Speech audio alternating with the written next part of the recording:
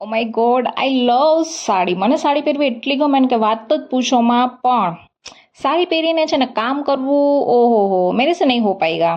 તમારાથી થાય તો તમે સાડી પહેરીને કામ કરો. પછી એક નાનું એવું ફંક્શન અટેન્ડ કરવા જવાનું હતું, તો સરસ મજાના રેડી થઈ ગયા હતા અને જતા રહ્યા હતા ફંક્શન અટેન્ડ કરવા માટે. અને ભાઈ ઘરે આવ્યા ને તો જો ગઈ હતી કંઈક સરસ તૈયાર થઈને આવી તઈ બાપડા ભૂત જેવી થઈને આવી છું, કારણ કે ગરમી એટલી પડે છે ને કે વાત જ પૂછોમાં. અને પછી છે ને જમીને ત્યાંથી આવ્યા હતા ને એટલું માથું ચડ્યું હતું ને, તો મેં વિચાર્યું હતું કે થોડી વાર સૂઈ જાઉં. પણ ભગવાન કહે કે તું આરામ કરી લે તો તને છે ને થોડુંક લોહી ચડી જાય. એ તો ઇમ્પોસિબલ છે.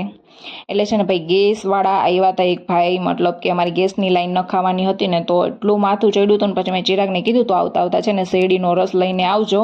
અને છે ને રાધા જ્યારની છે ને ફંક્શન અટેન્ડ કરીને આવી છે ને એ પછીથી નકરી રેડા જ કરે છે, કન્ટિન્યુ રડે છે, ખાતી નથી ને પીતી નથી. રામ જાણે હવે શું થયું હોય એને. પછી જો અમે તો સરસ મજાનો શેરડીનો રસ પી લીધો. તો એને હું અલગ અલગ વસ્તુ આપતી હતી, રમાડતી હતી, પણ એનું ક્યાંય મન જ નહોતું લાગતું. અને છે ને ગેસવાળા ભાઈ છે ને રસોડું એટલું ખરાબ કરીને ગયા હતા ને, મને એમ થતું હતું કે હું એ ભાઈને છે ને આમ કાંઈ કહેવાય એમ હતું નહીં, કારણ કે ગેસની લાઈન મારે જ નખાવાની હતી, મારે જ યુઝમાં આવવાની છે.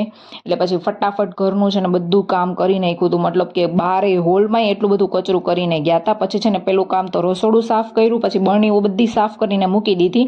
અને આજે ચિરાગ ઘરે હતા ને એટલે એ રાધાને સાચું એમ હતા, એટલે વિચાર્યું કે બેડશીટ ને એ બધું એ ચેન્જ કરી નાખું. એટલે બેડશીટ કાઢી નાખી, પછી થોડુંક સાફ સૂફ કરવાનું હતું, ખંખેરવાનું હતું, તો બસ એ બધું કામ પતાવી નાખ્યું. અને છે ને મેં નવી બેડશીટ પાથરી દીધી હતી. અને ભાઈ છે ને મને આવા કલર તો બહુ જ ગમે, મારા આવા કલર મારા ફેવરિટ છે. અને મને લાઈક આમ મજા આવી જાય એમ આવા કલરમાં બેડશીટ હોય ને એટલે. અને હું કામ કરું છું અને છે ને મારી છોકરી કામ ના બગાડે, ઇમ્પોસિબલ.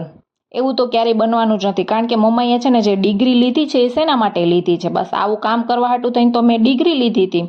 અને પછી જો હમણાં છે ને 5-10 મિનિટમાં તો એ છે ને બેડની એવી હાલત કરી નાખશે ને કે વાત જ પૂછોમાં. પછી છે ને કચરા પોતું ને એવું બધું કરવાનું હતું ને, તો એ બધું કામ પતાવી નાખ્યું ને. પછી ચિરાગ મને પૂછ્યો સાંજે તું જમવામાં શું બનાવીશ? મેં કીધું ભાઈ ચા ભાખરી ને મરચાં વઘારેલા બનશે, એના સિવાય તો કંઈ જ નહીં બને.